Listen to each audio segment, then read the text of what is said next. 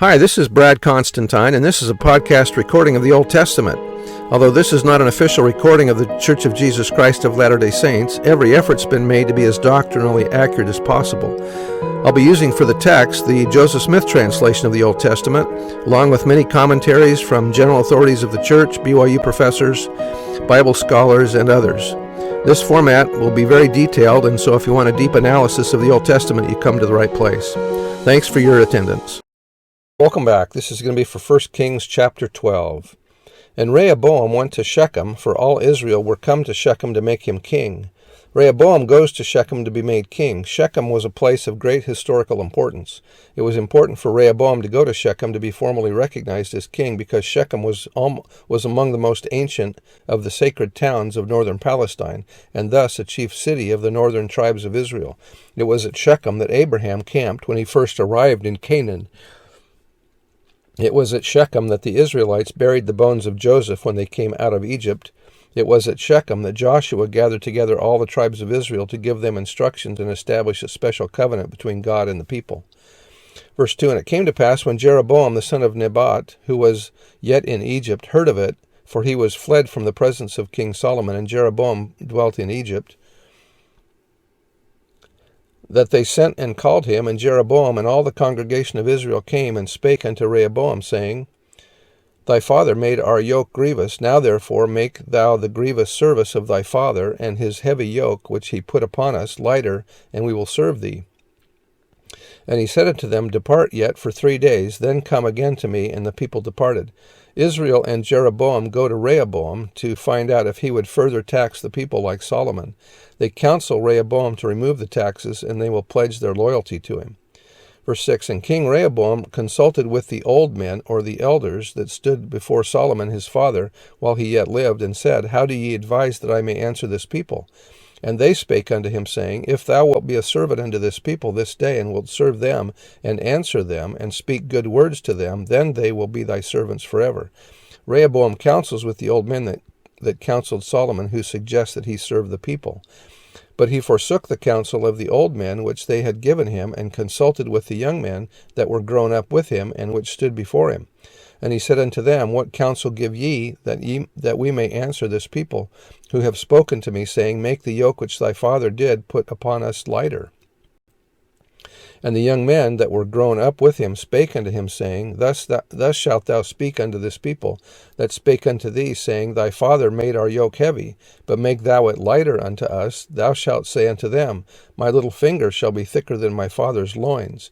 And now whereas my father did lade you with a heavy yoke, I will add to your yoke. My father hath chastised you with whips, but I will chasten you with scorpions, or stinging whips. He refuses the counsel of the old men and goes to his friends that he grew up with for counsel. They counsel to give him burden, to make their burdens even heavier. He gives in to his peers. So Jeroboam and all the people came to Rehoboam the 3rd day, as the king had appointed, saying, Come to me again the 3rd day. And the king answered the people roughly, and forsook the old men or elders' counsel that they gave him, and spake to them after the counsel of the young men, saying, My father made your yoke heavy, and I will add to your yoke. My father also chastised you with whips, but I will chastise you with scorpions. Wherefore the king hearkened not unto the people, for the cause, or the turn of affairs, was from the Lord, that he might perform his saying, which the Lord spake by Ahijah the Shilonite unto Jeroboam the son of Nebat. He speaks harshly to the leaders, telling them that the burdens will be even heavier. This, however, was in accordance with the Lord's will to divide Israel. Will the 12 tribes ever be reunited again? The tribes will be divided until Christ's millennial reign, when they will return once again. In Ezekiel, the prophecy is, I will make them one nation in the land upon the mountains of Israel, and one king shall be king to them all. And they shall be no more 2 nations, neither shall they be divided into 2 kingdoms any more at all. And that's during the millennium that will happen. Verse 16, So when all Israel saw that the king hearkened not unto them, the people answered the king, saying, What portion have we in David?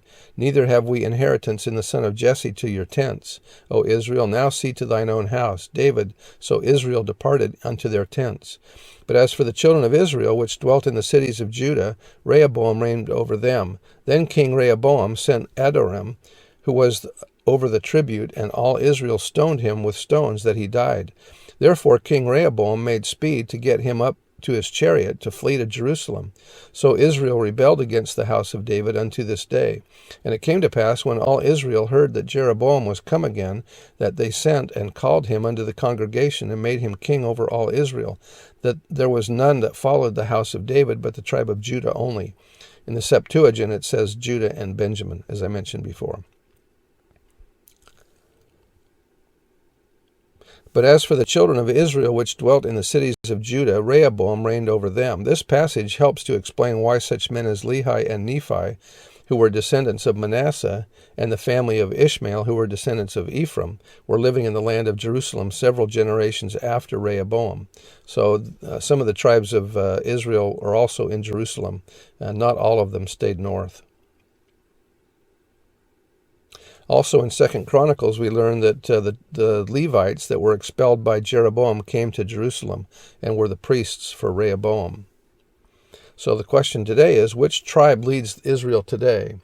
And we know spiritually that that's actually Ephraim.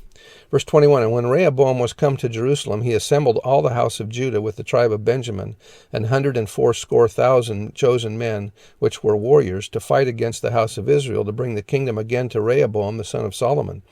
But the word of God came unto Shemaiah, the man of God, saying, Speak unto Rehoboam the son of Solomon, king of Judah, and unto all the house of Judah and Benjamin, and to the remnant of the people, saying, Thus saith the Lord, Ye shall not go up nor fight against your brethren the children of Israel. Return every man to his house, for this thing is from me. They hearkened therefore to the word of the Lord, and returned to depart according to the word of the Lord. Then Jeroboam built Shechem in Mount Ephraim, and dwelt therein, and went out from thence, and built Penuel. And Jeroboam said in his heart, Now shall the kingdom return to the house of David. If this people go up to do sacrifice in the house of the Lord at Jerusalem, then shall the heart of this people turn again unto their Lord, even unto Rehoboam king of Judah. And they shall kill me, and go again to Rehoboam king of Judah. Whereupon the king took counsel, and made 2 calves of gold, and said unto them, It is too much for you to go up to Jerusalem. Behold thy gods, O Israel, which brought thee up out of the land of Egypt. And he set the one in Bethel, and the other put he in Dan. And this thing became a sin, for the people went to worship before the one, even unto Dan. And he made it a house of high places, and made priests of the lowest of the people, which were not of the sons of Levi. And Jeroboam ordained a feast in the 8th month, on the 15th day of the month, like unto the feast that is in Judah. And he offered upon the altar, so did he in Bethel, sacrificing unto the calves, and he made that he had made, and he placed in Bethel the priests of the high places which he had made.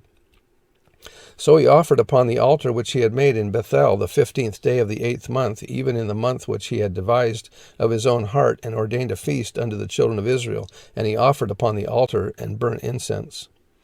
Jeroboam fears that the people will go to Jerusalem for worship and will follow Rehoboam, so he sets up 2 places of worship in the north and in the south. He sets up false priests and to worship idols. It is too much for you to go to Jerusalem, he says. This was almost verbatim quotation from the people's proclamation at the golden calf incident during the Exodus. Bethel is the southern part of the tribe, or of the kingdom, and Dan is the northern part, were the 2 places set up to worship the idols. And so that's the end of the chapter, and we'll see you next time. Bye.